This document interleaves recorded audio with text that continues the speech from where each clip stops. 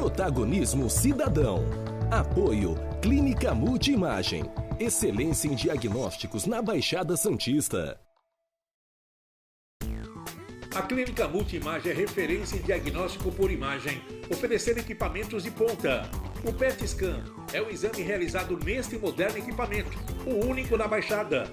Ressonância magnética, tomografia computadorizada. Esses são alguns dos exames realizados pela Multimagem. Multimagem, Rua Júlio Conceição 296, Vila Matias, em Santos. Telefone 3202-1250.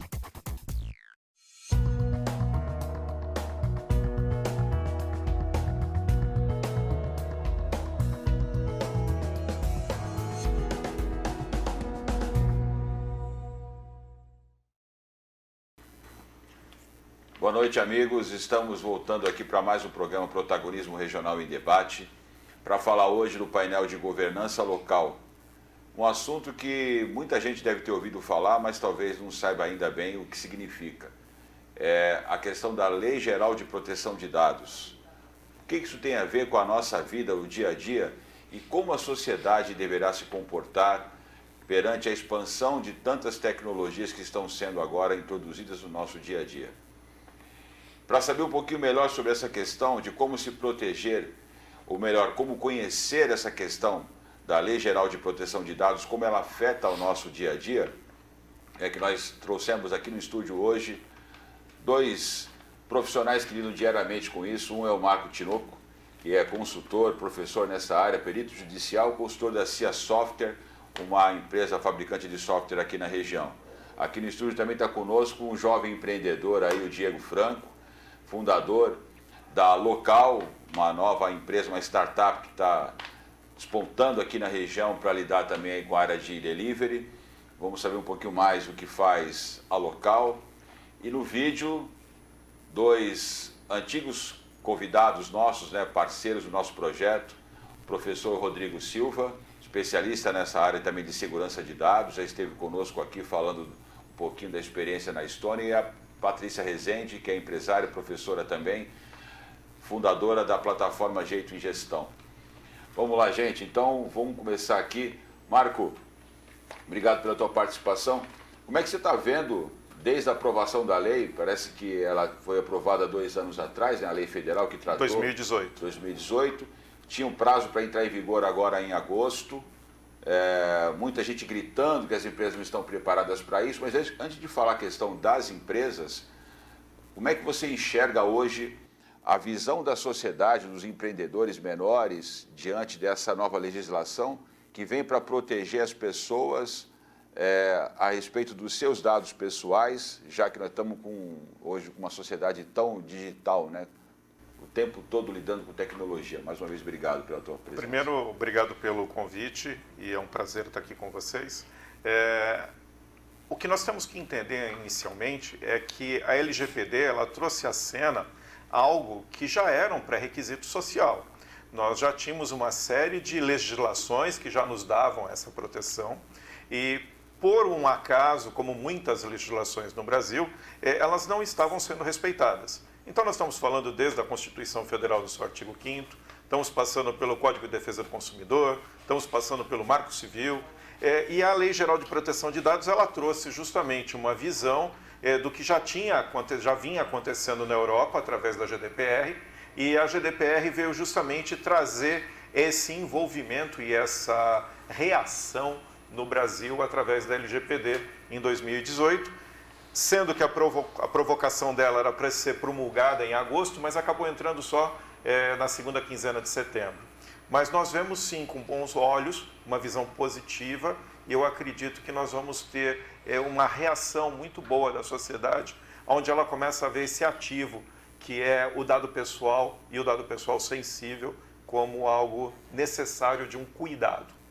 Okay. Ser protegido, né? Exatamente. Antes de falar com o Diego, eu vou lá para o vídeo com o Rodrigo. Rodrigo, tá me ouvindo bem, Rodrigo? Oi, França, tudo bem? Boa noite. Tá ok? Rodrigo, você quer comentar a resposta do Tinoco aqui? Como é que você está vendo esse processo de implantação da lei, já que tem muita gente reclamando que as empresas não tiveram tempo de se adaptar, né? E em relação ao cuidado com os dados, você que trabalha especificamente com segurança de dados, você é fundador de uma empresa, Turning Security, trabalha com isso, é a tua especialidade. Como é que você está vendo esse processo todo? Obrigado mais uma vez por estar aqui no nosso programa. Obrigado pelo convite, é um prazer sempre estar conversando com vocês.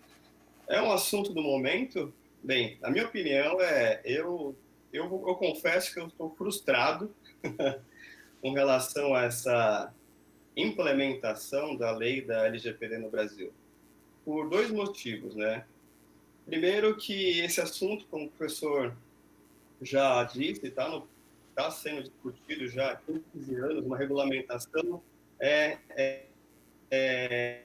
em cima da privacidade e proteção de dados pessoais, né? Não de ativos digitais gerais. Mas a discussão vem há 15 anos e quando ela realmente entra no Brasil, o Brasil se posiciona como um player, né, no cenário internacional,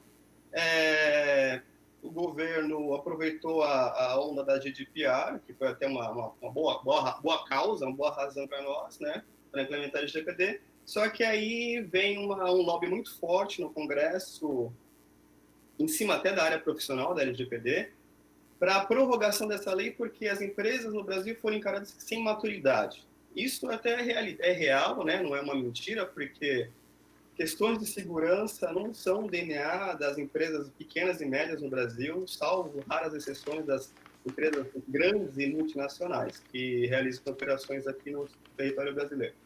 Bem, a minha frustração é porque desse cenário que veio sendo construído no Brasil, houve uma militância, né?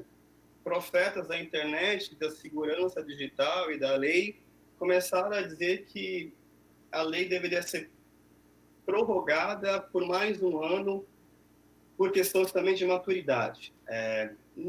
Eu acho que se ficasse nesse cenário de prorrogação da lei por questões de maturidade, a lei praticamente entrou somente para se mostrar que tem no Brasil, só para inglês ver, naquela de clichê. Bem, a outra frustração minha, a última, né, é porque a pandemia veio. Ok, é um cenário dantesco, prejudicou a economia, só que acho que isso não interfere na aplicação da lei como a LGPD. Só que conseguiram dar uma pirueta e as sanções administrativas, que é a responsabilização, que a lei vem para responsabilizar, foram prorrogadas até o ano que vem. Ou seja, eu somo a falta de compromisso, a de responsabilidade e o amadurecimento das empresas para o ano que vem. Então, o cenário assim não é tão... Vamos dizer assim, os protagonistas da lei, que são os cidadãos e as empresas, não estão conversando muito afinco com relação a isso. Então, eu vejo hoje na minha empresa, empresas que entendem do cenário, mas ainda não estão dispostas a seguir com a adequação, são adequações iniciais, mas não estão com o amadurecimento completo ainda. É um cenário muito novo. Diego, você é um jovem empreendedor, aí está no mercado nessa área de tecnologia também. A gente vai já falar um pouquinho da empresa que o Diego fundou, Diego Franco, que está conosco aqui. Como é que você acredita, se é que você concorda com essa opinião, que a sociedade se comporte diante dessa nova realidade, né? Com toda essa questão que envolve a proteção dos dados, a expansão da atividade, inclusive de e-commerce que a gente está tendo, com muitas ferramentas que estão disponíveis hoje no mercado. Você acredita que a gente vai conseguir responder na velocidade necessária, ou seja, a população está preparada para ser educada nesse processo de compreender o que essa legislação traz de novo, para que ela realmente possa ter a eficácia que ela se propõe? Você que está empreendendo nessa área, obrigado por estar conosco aqui, Diego. Primeiramente, obrigado pelo convite. Eu concordo com o que ambos pontuaram. Realmente, não é simples uma empresa que está começando a se adaptar a essa lei LGPD. Porém, existe um esforço mínimo que qualquer empresa tem que fazer para esse tipo de proteção de dados. Mas eu acredito que a população realmente precisa dar um pouco mais de importância. Assim como o Rodrigo pontuou, como as coisas aqui no nosso país acontecem sempre de forma lenta e sempre tem alguém ali que procura postergar algo que venha a beneficiar o consumidor final, eu acredito que a própria população precisa também se atentar a isso, porque existe aquele costume, né? Vamos falar de forma mais popular, você entra num site, você baixa um aplicativo, você sai aceitando tudo que ele te pergunta ali. Yes. Eu quero usar, eu quero ser rápido. Existe realmente, a tecnologia veio por causa desse novo perfil de velocidade, né? Você quer ter informação rápida e tudo mais, e você abre mão da tua privacidade, de informações, para poder ter essa velocidade ali. Às vezes, questão de você parar para dar uma olhada em itens que aquele site ou aquele aplicativo pode estar, você está autorizando ele a exercer, a ter acesso, que você não está dando valor. A população hoje ela não dá valor. Então, é um CPF, é um RG, E aí acontece uma fraude. Hoje em dia, todo mundo... muita gente já passou por uma fraude, um golpe, né, de sistema, porque a pessoa tem fácil acesso ao seu CPF e tudo mais, onde as empresas hoje estavam nadando ali no oceano, onde ela fazia o que quisesse com os dados das pessoas. Então, acredito sim que precisa as empresas também tomar essa postura de realmente implementar essa nova lei, mas acredito que a pressão tem que vir realmente da população. Eles têm que dar valor aos dados, que hoje acho que a pessoa não sabe a importância que tem os dados, né? Costumo dizer que hoje os dados são o petróleo de antigamente. O valor dos dados hoje equivale ao que era o petróleo antigamente. Principalmente quando eles são trabalhados. Patrícia, você que também está empreendendo nessa área de tecnologia, está aí com uma plataforma de educação à distância, uma plataforma digital, a Jeito de Gestão, como é que você vê, na verdade, o comportamento da sociedade diante do que nós conversamos agora? Você acha que é possível a gente educar numa velocidade rápida para que as pessoas consigam se comportar da maneira adequada? Estou falando ainda, introduzindo aqui o tema sobre a eficácia e eficiência da aplicação da lei, né? Porque, na verdade, a gente tem muita coisa já aprovada em termos de legislação, mas que está muito longe de aplicação eficaz ou até mesmo eficiente. Obrigado, Patrícia, por ter aceitado o nosso convite novamente. Boa noite a todos, obrigada pelo convite, é um prazer estar aqui com vocês. Essa questão é bastante delicada, né? Eu não vejo as pessoas valorizando seus dados porque elas não têm a compreensão do que são os dados. Então, recentemente, debatemos isso, inclusive em sala de aula, o Facebook mandou lá um novo compromisso, né? E todo mundo saiu aceitando e virou meme, inclusive, né? Eu não sei o que foi que eu aceitei, mas eu aceitei. E o que é que você estava aceitando? Você aceitou todos os termos relacionados aos dados que o Facebook gerou ali, você não leu, não se deu ao trabalho de ler. Então, a população em geral não tem consciência sobre o que são os seus dados e sobre o uso que se faz deles. Então, inclusive tem um filme aí passando, O Dilema das Redes, que o pessoal anda assistindo e anda se assustando um pouco. E a grande questão é, quando você não compra um produto, quando você não paga por um produto, né? O produto é você. E é isso que está acontecendo, e eu acredito que em curto prazo a gente não consiga fazer essa conscientização, mas eu acredito que a população tem sim que ser mais consciente dessa questão para que ela pressione as organizações para o uso da LGPD, né? Essa é a minha opinião. O teu áudio com a tua imagem está chegando... Eu posso fazer uma pergunta?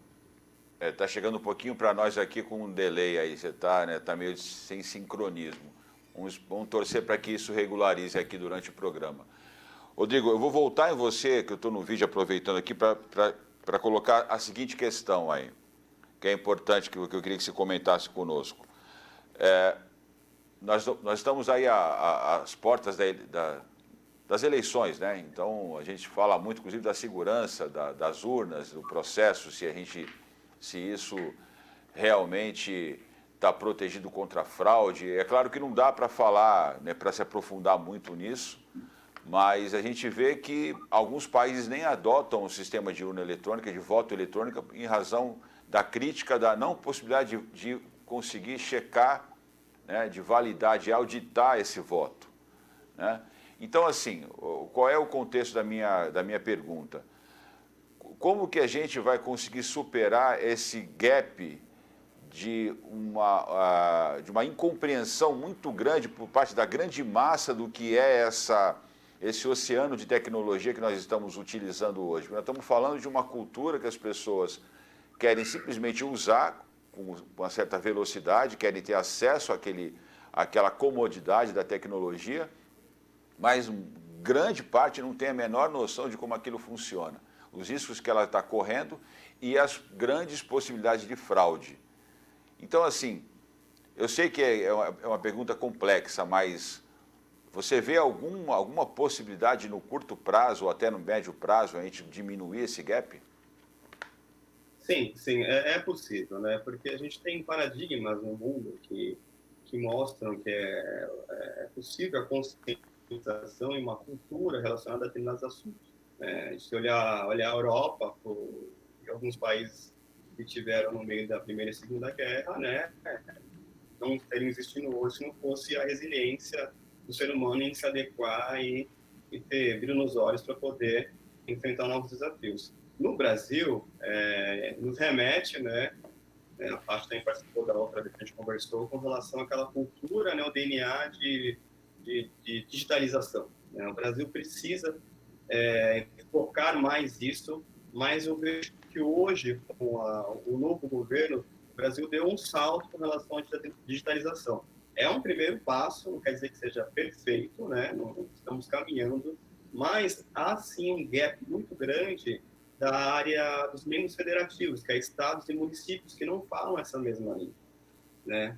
O Brasil é interessante que o sistema é federalista, né, de cima para baixo, mas parece que estados e municípios gostam de trabalhar de maneira horizontal, como se fossem independentemente plenos da sua governabilidade, mas não funciona assim. Então, acho que a agenda digital do governo federal tem que vir mais forte. Eu apoio uma mão de ferro com relação a isso, para que instrumentos como a LGPD, que no meu ponto de vista é um instrumento da microeconomia, porque traz um enforcement, né, um compromisso das empresas trabalharem com compliance, não só jurídico, mas processos de negócio, do começo ao final, e a parceria se fortalece, e isso acaba inibindo, né, diminuindo a fraude e a corrupção. Então, eu entendo que uma cultura forte o Brasil consegue, sim, a um longo prazo, mas com um tempo menor, para poder se adequar e se colocar no patamar igual a outros países.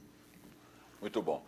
Marco, vou aproveitar até essa fala dele agora e eu queria te colocar o seguinte: o que o cidadão tem à disposição dele, se é que tem, em termos de mecanismos para conseguir verificar se essas novas regras estão sendo respeitadas?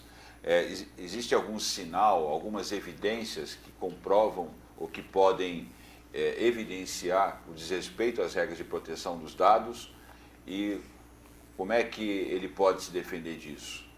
Bom, primeiramente a gente tem que contextualizar em dois momentos, né? O primeiro fato é como estava-se antes. Nós tínhamos uma ação indiscriminada do compartilhamento de dados entre várias empresas dentro do segmento comercial. Então você tinha operadores de telefonia, bancos. No Brasil de hoje é comum uma pessoa que acabou de se aposentar receber uma oferta de crédito por um banco qualquer, uma operadora qualquer.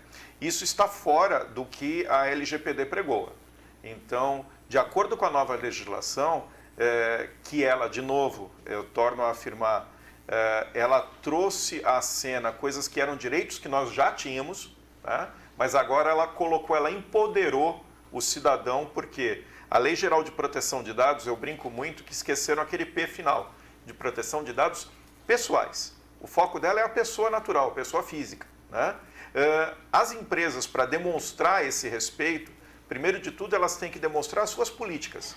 A política de privacidade, a política de proteção, a política de segurança. E abrir canais de comunicação com o consumidor, provando para o consumidor que ele tem um canal de ação e reação. Então, ele pode entrar em contato através da operadora de telefonia, da operadora de cartão de crédito, do banco, e vai ter um canal lá de privacidade.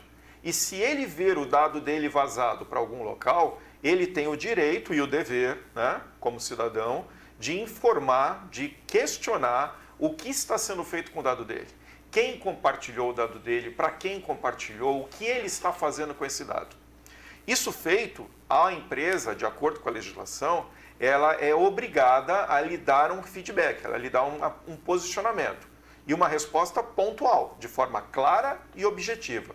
Porque nós não queremos o juridiquês com relação ao consumidor, nós queremos uma relação de transparência. Né? Isso feito, o consumidor, se ele não ficar satisfeito com essas atitudes, ele vai sim poder usar os outros regulamentos que estão disponíveis, seja os órgãos de defesa do consumidor ou dentro, em breve, né, quando a nossa ANPD, que é a Autoridade Nacional de Processamento de Dados, estiver ativa e operante, ela vai poder receber esses níveis de demanda que os consumidores insatisfeitos vão poder alavancar. Patrícia, o que você tem visto aí em relação às providências que as empresas estão tomando para se adequar a tudo isso? Ou você também está com tantas dúvidas como eu? Eu também tenho bastante dúvidas em relação a tudo isso. Porque você captura os dados na tua plataforma aí também, né? O quê? Você também captura os dados na tua plataforma aí. Tá tomando cuidado com isso? Sempre tomamos, viu? Sempre tomamos. Já desde que nós criamos a plataforma, a gente já tem esse cuidado com a proteção de dados, mas nosso negócio é pequeno, né? E, inclusive, essa é uma questão que eu gostaria de ouvir dos colegas. Como é que a gente poderia deixar mais claro para o pequeno empresário como é que isso pode afetar esses negócios? Porque as grandes empresas, elas têm acesso à capacitação, né? Elas buscam muitas vezes treinamento para os seus funcionários para se adequarem à LGPD. Eu tenho visto bastante cursos sendo disponibilizados, mas o pequeno empresário, não é o meu caso, o caso do Diego, porque as empresas estão relacionadas à tecnologia, mas existem muitos pequenos empresários que entraram, né, começaram a fazer uso da tecnologia em decorrência da dor, que foi o momento da pandemia. Alguns conservadores que tinham essa resistência e que tiveram que se curvar para que sobrevivessem. E aí, de repente, eles descobrem que existe uma coisa chamada LGPD. Pô, como é que vocês poderiam auxiliar esses pequenos empresários? Pois é, né, Rodrigo? Agora a bola está para você, porque depois do escândalo com o Facebook, isso foi mais falado. Porque foi um verdadeiro escândalo que aconteceu com a plataforma do Facebook. Mas, como o Tinoco falou agora há pouco, já era um direito que venha sendo desrespeitado por muita gente. Agora o problema é o pequeno. O pequeno hoje, o grande diferencial para o pequeno empreendedor, para ele entrar no mercado com força, é usar os recursos tecnológicos. Mas, ao mesmo tempo, agora tem que se adequar também a toda essa questão. A bola está contigo aí, chuta para o gol. Eu vou seguir a linha de raciocínio do professor, quando ele mencionou que faltou pessoais no nome da lei, né? Isso foi muito discutido na época, como é que seria o nome da lei, Lei Geral de Proteção de Dados Pessoais. Eu até entendo que pessoais tem que ficar fora, porque você consegue fazer segurança da informação e segurança cibernética sem tratar especificamente de privacidade de dados pessoais. Isso aí isso desde 2000 e pouco, protocolos e etc. Boas práticas, você consegue fazer isso. Agora, o inverso você não consegue. Aí é o tendão de Aquiles da área dos profissionais que estão surgindo hoje. Querem entrar no cenário de privacidade de dados pessoais e depois se deparam que ele é um aspecto muito técnico, né? Eu costumo dizer que a espinha dorsal da LGPD é segurança da informação. A lei tem um capítulo inteiro sobre isso. Então, você não consegue fazer privacidade sem segurança, é o ponto número 1. Então, vem a nova conscientização de que eu, empresário, seja pequeno, médio ou grande, tenho que proteger meus ativos digitais ou físicos também, são inclusos, para que o meu negócio prospere. Para os pequenos empresários, como a Paty mencionou, tem que analisar, entendeu? O que a gente faz na empresa? A gente trabalha com isso e com a LGPD. A gente faz um diagnóstico, uma avaliação, né, de riscos, né?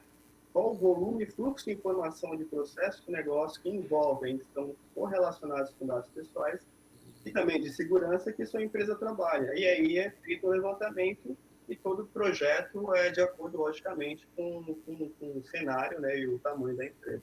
Mas, assim, o primeiro ponto tem que fazer, né? que fazer, tem que contratar uma consultoria, um encarregado, tem que ter alguém fazendo a gestão para isso não dar nenhum problema no futuro. Antes de passar a bola aqui para o Diego, eu vou pedir até para o pessoal da produção soltar um vídeo que fala um pouquinho de uma solução que eles estão desenvolvendo. Ele é fundador da Local, que é uma empresa que está entrando na área de delivery, e eu vou querer falar um pouquinho com ele já sobre que tipo de solução eles estão propondo, porque isso está dentro do contexto do nosso projeto. Se tiver ok aí, se tiver disponível para a gente soltar o vídeo, queria que vocês acompanharem um minutinho aí, conta um pouquinho da Local, o que eles estão fazendo aqui na região. Vamos acompanhar então, gente. Sofrendo com as taxas cobradas pelos aplicativos de delivery, tantos por cento para cá, tantos por cento para lá, e a sua conta ficando no vermelho. Chega, né? Por que dividir o faturamento se você fica com todo o trabalho? Conheça Local, a rede que pensa nas pessoas, desde o comércio ao cliente final. A Local privilegia a relação entre estabelecimentos de bairro e consumidores da área, sem cobrar taxa de comissão. Possuímos uma inteligência que utiliza a localização para melhor custo-benefício. Pela distância, direcionamos o veículo do entregador para que tenha sempre o menor custo, tempo e a qualidade na entrega. Diferentes veículos para diferentes entregas. É um modelo ganha-ganha, onde todos saem beneficiados. O estabelecimento fica com toda a receita, o cliente sorri satisfeito e o meio ambiente respira aliviado. Com a Local, você possui 2 módulos, podendo trabalhar juntos ou separados, o de entregas por demanda e o Marketplace, como um diferencial para suas vendas online. É bem simples de usar e você consegue chamar seu entregador em poucos cliques, independente do canal de venda. Estamos aqui para te atender em todos os casos. É usar conforme necessitar. Fortaleça a economia do seu bairro. Autônomos, restaurantes, pet shops, farmácias, salões. Uma inclusão de todos e para todos. Vem com a gente. Seja Local. Diego, o pessoal acompanhou aí um filme da tua empresa, você é um dos fundadores da Local. Eu acho que ela ilustra bem o que nós estamos conversando. A proposta, pelo que a gente soube através de vocês mesmos, é que é uma empresa que tenta fortalecer o comércio local, né? Além da questão da entrega, vocês têm o marketplace, tudo isso está de alguma forma indo ao encontro que nós falamos aqui. Aí está circulando muita informação lá dentro. Então, assim, como é que essa empresa se preparou até para esse desafio de atender plenamente a nova legislação, e se tem alguma previsão para que vocês consigam também trabalhar na educação do consumidor a respeito dessa questão? Legal. Foi a Patrícia comentou, e é verdade. Nós que trabalhamos, principalmente a Local, que tem o foco pequeno e médio empreendedor, a questão de adaptar o conceito da tecnologia, da facilidade, da informação, e ao mesmo tempo mostrar para eles que agora que a gente precisa criar algumas regras para poder atendê-lo, realmente gera um trabalho de educação, né? Então, por exemplo, hoje você tem que justificar por que o comércio não consegue identificar uma informação do cliente que é consumidor dele, mas que está vindo através da plataforma, ou como que ele faz para ter acesso ao entregador também de uma forma onde ele não possa ter o contato direto, algo que identifique aquele entregador como uma pessoa única, né? Então tem realmente esse trabalho. A gente, lógico, como a empresa começou agora, tem dia 1º de outubro, então a gente tem um plano, um planejamento aí tanto de educação dos todos os envolvidos, né? Do cliente final, do prestador de serviço e do próprio comerciante, do pequeno empreendedor. Então, realmente, tem esse trabalho envolvido, como a Patrícia falou. Quanto mais informações e dicas a gente puder, melhor. Mas a Local partiu desse princípio, realmente, de fortalecer o pequeno e o médio. Porque a gente percebeu, a gente começou com o que vocês viram da parte do delivery para o consumidor final, algo que o pessoal já está acostumado. Ali, a gente entrou num modelo onde a gente não cobra comissionamento e tudo mais, para dar um fôlego de recuperação para o comércio. A gente trabalha sempre com muita clareza no nosso valor, como se fosse um aluguel da tecnologia e não cobrando comissões e como se fosse um sócio do pequeno comerciante. Mas a gente viu que para a gente conseguir realmente transformar esse pequeno comerciante em um grande negócio, como que eu quero dizer, aumentar aquela margem de lucro, a gente precisaria fechar toda a cadeia de supply chain. Então nós trabalhamos o marketplace desde a aquisição dos insumos até a chegada disso no comércio e até o cliente final. Então a gente fechando, blindando esse supply chain, nós conseguimos fazer o quê? O pequeno comércio, ele não tem a vantagem de uma grande rede na hora da aquisição da compra. Então a gente foi eliminando todos os gargalos. Qual que é a diferença entre o pequeno e o grande? O grande consegue comprar mais e consegue barganhar mais a compra desse insumo. Então a gente transformou toda essa rede local em uma grande, como se fosse uma grande empresa, oferecendo as mesmas vantagens. Uma grande comunidade, né? Uma grande comunidade local. Vocês têm outras soluções aí, que estão, mais 2 startups que estão trabalhando também. Parece que uma trabalha com eventos, né? Propõe a realização de eventos. Uhum. E a outra, qual seria? Nós temos, as outras 2 startups envolvem o segmento de entretenimento, também foi um segmento muito abalado aí na pandemia. Na verdade, elas 2 são do mesmo segmento, uma parte da questão da integração, do início ao fim, de um show, de um evento, de um teatro. Então você faz tudo aquilo ali através de um aplicativo, evitando fila, tal, forma de pagamento. Novamente, para você criar facilidade, você realmente acaba absorvendo muita informação. Então, todos esses cuidados, esses detalhes, realmente é uma coisa ser trabalhada, né? É que a gente vem trabalhando desde o começo, mas assim, é um constante trabalho, esses cuidados de você trazer a facilidade e ao mesmo tempo a proteção, gera realmente um trabalho em conjunto, um trabalho bem robusto. Então, as 2 são assim, uma você faz desde a aquisição do ingresso, consumo no local, pagamento e saída, então assim, você faz tudo aquilo evitando papel, fila. E a outra, ela veio como fosse para plugar nessa plataforma, que é a questão da transmissão via streaming. Então, o mercado de entretenimento foi muito abalado, foi o primeiro que parou e acredito que seja o último a voltar. Então, nós também plugamos essa tecnologia de streaming para que você possa oferecer entretenimento dentro de casa. Então, a questão do conceito do futebol, do pay-per-view, muito se falou em lives, né, durante essa pandemia. Então, esse projeto já estava pronto justamente com esse mesmo pensamento. Você não quer, de repente, ir até um estádio, você paga o jogo e assiste da sua casa. Então, a Show Live ela veio plugada junto à Tags justamente para esse mesmo conceito. De repente, eu quero assistir um show fora do país, não tenho condição de ir até lá agora, eu pago pelo show do meu artista e assisto de casa. Então, criar esse conceito realmente que a pandemia tornou, mas é que eu acredito que vai continuar esse conceito, talvez, de mais para dentro de casa. Aí envolve economia, envolve várias coisas, custo, né, de vida hoje no Brasil, que é muito alto, para trazer esse consumo para dentro de casa. Então, de uma forma ou de outra, meio que as três empresas se conectam, trazendo de fora para dentro de casa. Como é que as empresas estão fazendo para se adaptar nisso aí? Você acha que elas estão conseguindo, Tinoco? Bom, as empresas de uma forma geral, como os nossos especialistas aqui também já declararam, né, elas estão muitas vezes optando pela associação com consultorias. Elas estão procurando esse apoio, esse know-how, para quê? Para, antes de tudo, identificar os seus processos. E o grande problema é que nós estávamos mal acostumados, né? As empresas, de uma forma geral, estavam mal acostumadas. Elas não documentavam os seus processos, elas não formalizavam a forma como ela tratava esses dados. Então, hoje, elas se viram realmente numa encruzilhada. Então, elas precisavam conseguir identificar os seus processos, em função desses processos, documentar toda essa ação. E elas falaram assim, mas eu vou documentar isso de que forma? Eu vou tratar de que forma?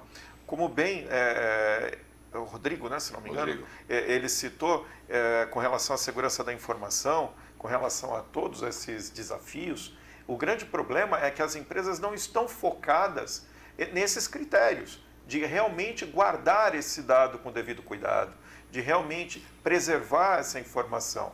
E elas estão sendo obrigadas, sim, a contratarem escritórios, consultorias, as quais todos estão muito sobrecarregados nesse momento. porque aí pouco importa, né? Se for uma startup, se for uma pequena, média empresa. A LGPD ela veio num conceito regulatório. Então, todo mundo tem que aderir a ela, todo mundo tem que estar compliance a todos os itens que ela documenta. Então, ele está acontecendo, sim. Está surgindo um novo mercado, né? Sim. Como é que você está vendo isso, Rodrigo, esse novo mercado surgindo aí para atender todas essas regras?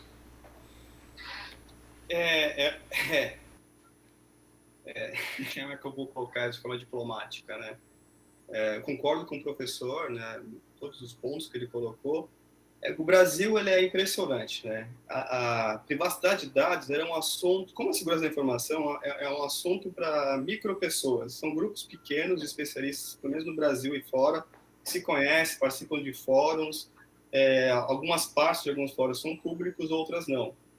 A privacidade de dados tem um evento que ocorre há 10 anos, né? E até 2019 participavam no máximo 50 pessoas. Ano passado tinham mais de 200 participando. E nessa onda da LGPD no Brasil, criou-se uma bolha profissional, né? Surgiu da noite para o dia, e eu presencio isso no LinkedIn todos os dias, 2, 3, 4 profissionais que já fazem cursos de uma semana, 3, 4 dias em segurança da informação e privacidade de dados. Então lá. Por quê? Porque isso é uma herança, a meu ver, não muito boa, é uma herança, assim, o curso de especialização a curto prazo é uma complementação, não te deixa apto, o que deixa apto é a prática, é a experiência na área, né? Na tomada de decisões que são importantes, que pode ter um custo muito alto para a empresa, e ela não consegue depois retornar à atividade, porque tomou uma decisão errônea. Então, os profissionais hoje, criou-se uma bolha, e a bolha que criou-se tem à sua frente, que são especialistas, colegas até, que são notoriedades no assunto, na área de direito digital, na área que são pioneiros até no Brasil, só que criou-se uma bolha de cursos e cursos e cursos de especialização a curto prazo, então tem muitos profissionais. Então, o mercado está abarrotado de gente, profissionais, muitos da área do direito, que isso vem um lobby na construção da lei, quando queriam colocar o encarregado de dados, ou o famoso Data Protection Officer, o DPO, que todo mundo gosta de chamar, como uma atividade somente jurídica, e ela não é. Ela não é uma atividade interdisciplinar, muito mais da área técnica computacional do que jurídica. Então, isso criou uma bolha, e hoje, assim, as empresas têm que realmente consultar, conversar com as consultorias profissionais para realmente perceber qual é o nível de experiência para não contratar um profissional que pode dar problema no futuro. Patrícia, dentro das empresas, você tem visto essa preocupação para que haja o recrutamento, a qualificação, enfim, para que as empresas criem processos, como o Tinoco falou agora, que sejam adequados para atender também toda essa questão?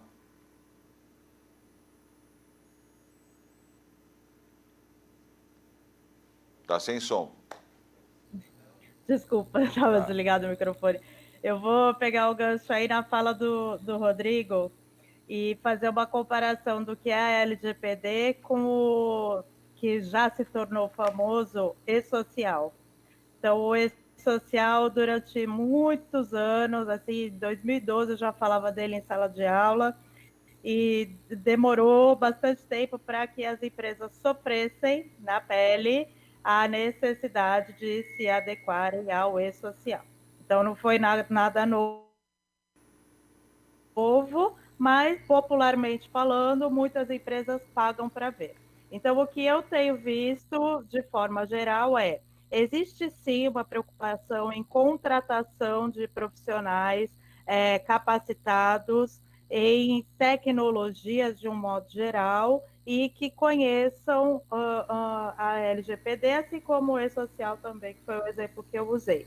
Mas existe também uma camuflagem sobre essa preocupação, de modo que algumas vezes você repassa a responsabilidade assim. Então, você recebe um e-mail de um superior com um arquivo enorme sobre a LGPD. É meio que assim, leia-se,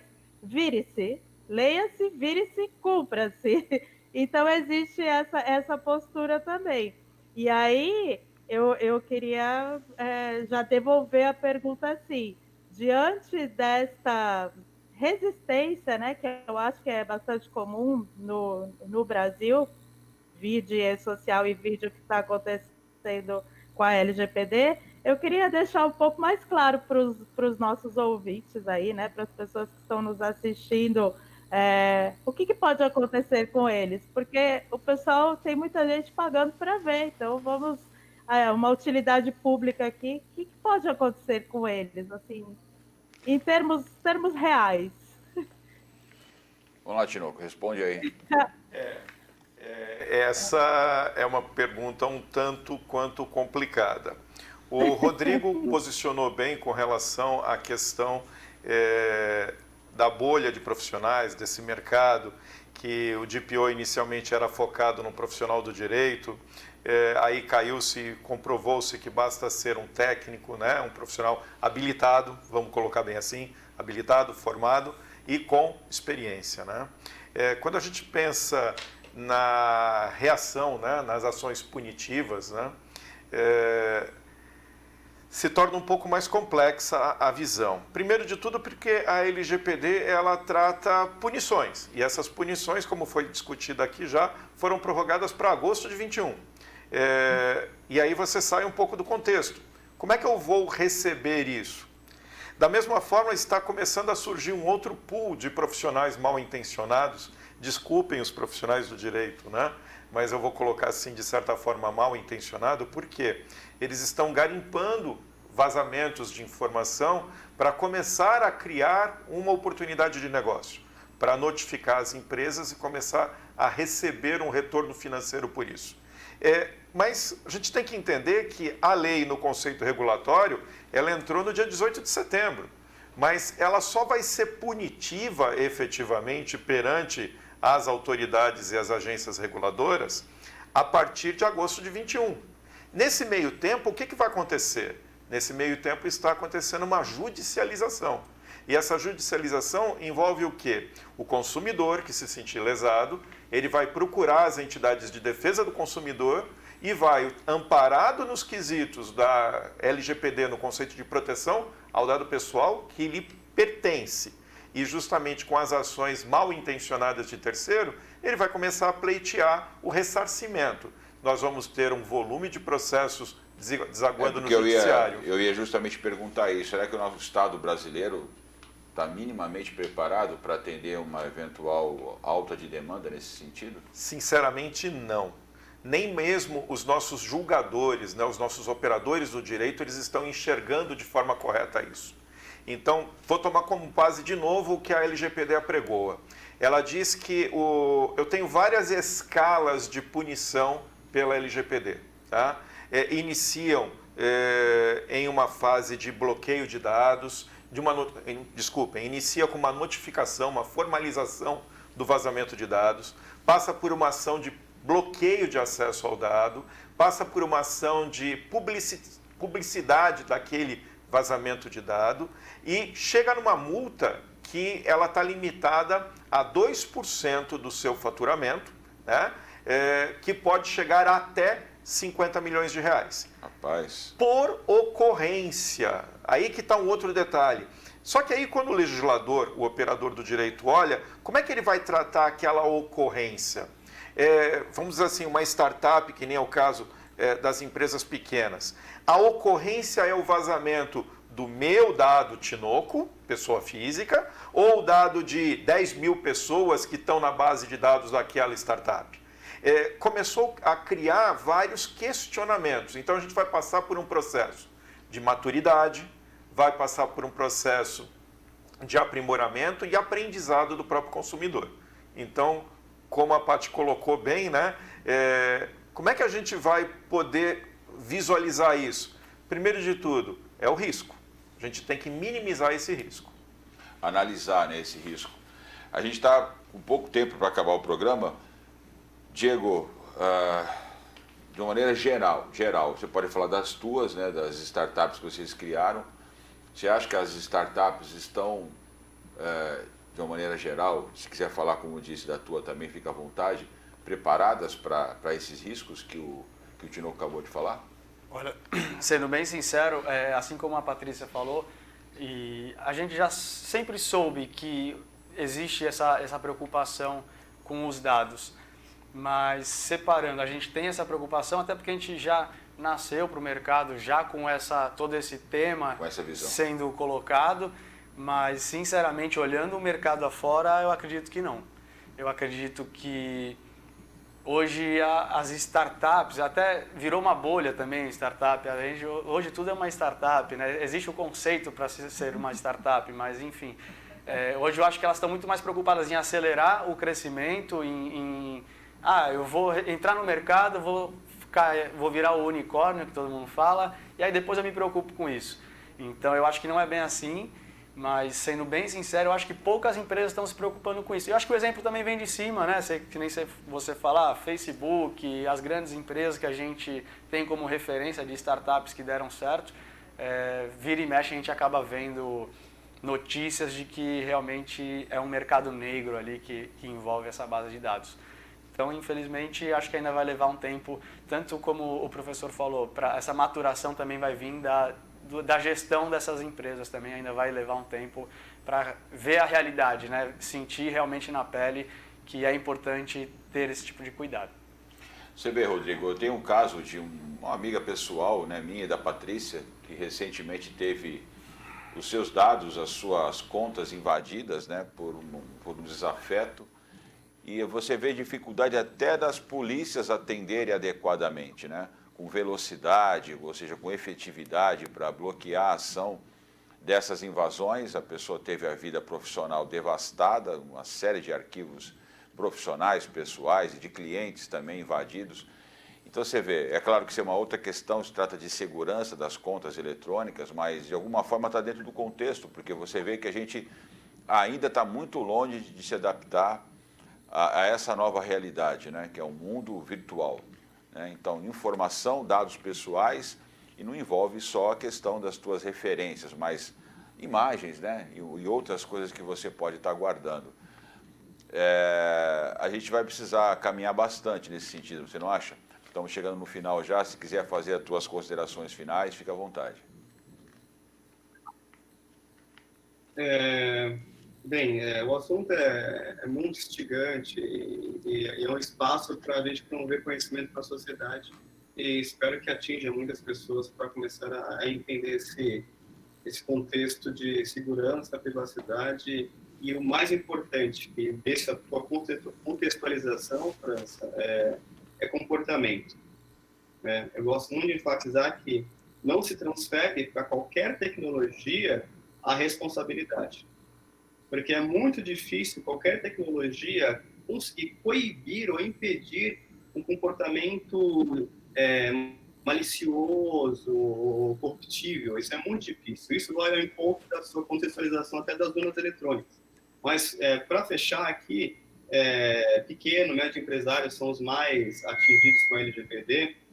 Procure um consultor, procure um companheiro e até eu coloco a Turing Security para uma conversa amigável, sem compromisso, para direcionar para o caminho certo, porque isso fortalece a empresa, fortalece os parceiros e fortalece a economia, tanto local como a nível nacional, regional. Okay? E muito obrigado, França, pelo convite, é fantástico o assunto, é um prazer sempre estar aqui com vocês. A transmissão aí, ela congelou você se despediu e ficou já fotografado, né? Mas vamos lá, Patrícia. Obrigado pela tua participação. Fica à vontade para as suas considerações finais. Nós estamos chegando no final do programa já. Obrigada aí por mais uma oportunidade de estar com vocês. Eu diria que, complementando aí o que o Rodrigo falou, que os demais colegas falaram, a questão da legislação, ela veio para tentar, né, solucionar problemas sociais que surgiram em decorrência de comportamentos. Então, a gente tem que também trabalhar paralelamente a questão da legislação, a educação, né? E aí a educação, só para finalizar, eu vejo que às vezes as pessoas ficam bravas porque na plataforma, por exemplo, nós pedimos um pré-cadastro onde ela tem que colocar uma senha. Se ela esquece a senha, ela quer que eu rapidamente vá atrás da senha dela. Então, nós somos responsáveis pela segurança dos nossos dados e a gente tem que passar a assumir isso, a se conscientizar disso. Né? Tem todo um caminho para você cuidar dos dados das pessoas que fazem um cadastro simples, como acesso a um curso online, que dirá a grandes empresas aí. Então, eu acho, Patrícia, te interrompendo aqui, pessoal. Te interrompendo nas tuas considerações finais, acho que é o caso de se pensar mesmo em educação no sentido lato da palavra, né? Inclusive, é uma cultura mesmo, né? Na hora de recrutar, contratar pessoas, fazer com que elas compreendam que a gente tem que educar todo dia o cliente, né? Os stakeholders de uma forma geral, né? Que estão dentro do nosso ecossistema, né? Falar para essas pessoas, olha, o dado é como a sua carteira de motorista, como a sua identidade, né? Como, sei lá, como qualquer coisa que você usa no dia a dia, é o seu dado, e você tem que cuidar dele como você cuida da sua carteira. Enfim. Não pode ser uma batata quente, né? Fica aquela coisa assim, eu joguei o dado para a empresa, a responsabilidade é só da empresa. Aí eu joguei uma apostila para o funcionário, a responsabilidade é do funcionário. Não, é de todos. Né? Se você coloca o seu carro no estacionamento, tem a preocupação onde ele está, né? Sim. Então a gente vai precisar começar a entender isso daqui para frente forçadamente, não vai ter jeito. Diego, fica à vontade para as tuas considerações finais. Obrigado por ter vindo aqui, para você se despedir dos nossos web espectadores. Obrigado de novo pelo convite. Foi ótimo estar aqui com especialistas do setor, porque a gente está nascendo, entrando no mercado, então quanto mais informação, melhor. E acho que o ponto-chave é exatamente esse, a educação, saber a importância. Eu até, quando a Patrícia comentou, e é isso mesmo, né? Você passa um dado e você autoriza a empresa a olhar a sua senha. Não, vê aí qual que é a minha senha. Então, assim, imagina o quanto ainda precisa mudar na cabeça das pessoas, né? Então, acho que a dica final aí realmente é olhar com olhos de grande importância para os seus próprios dados, como você colocou aí, olhar como se fosse sua carteira. Mudança de cultura, né, Tinoco? Exatamente. E aí eu faço as palavras dos demais as minhas. A questão do aculturamento, a questão da formação, e eu, enquanto um professor e como formador de opinião, eu tenho que também continuar com esse papel. Na condição de consultor como profissional, né, eu coloco as nossas atividades, a CIA Software e demais, com apoio para poder tentar ajudar, tentar eliminar dúvidas e tentar fortalecer essa cultura, como você bem disse, de tomar cuidado da sua carteira, efetivamente, para não permitir que ninguém tome posse dela. Maravilha. O assunto é muito extenso, a gente poderia ficar aqui a tarde inteira falando disso, mas só temos 1 hora. Então eu quero agradecer imensamente a participação dos nossos convidados, do Marco Tinoco, professor universitário, consultor da CIA Software, e atua aí há muitos anos nessa área, nesse mercado de tecnologia. O Rodrigo Silva, o cofundador da Turner Security, no nosso monitor, no Monitor 1. Obrigado, Rodrigo, pela participação. A Patrícia Rezende, também professora empresária, fundadora da plataforma Jeito em Gestão. E o Diego Franco, que também é cofundador do Local, uma nova plataforma aí de entrega, surgindo aí plataforma de entrega e marketplace também surgindo na nossa região com força total. Empreendedor jovem, aí, tem idade para ser meu filho. Não parece, mas tem idade para ser meu filho. E a você que nos acompanha aqui mais uma vez em mais um programa, obrigado pela sua participação. Quem quiser acompanhar esse e outros programas é só acessar o nosso site protagonismocidadão.com.br ou os nossos canais no YouTube, no Facebook e também no Instagram. Até a próxima semana. Protagonismo Cidadão. Apoio Clínica Multimagem. Excelência em diagnósticos na Baixada Santista.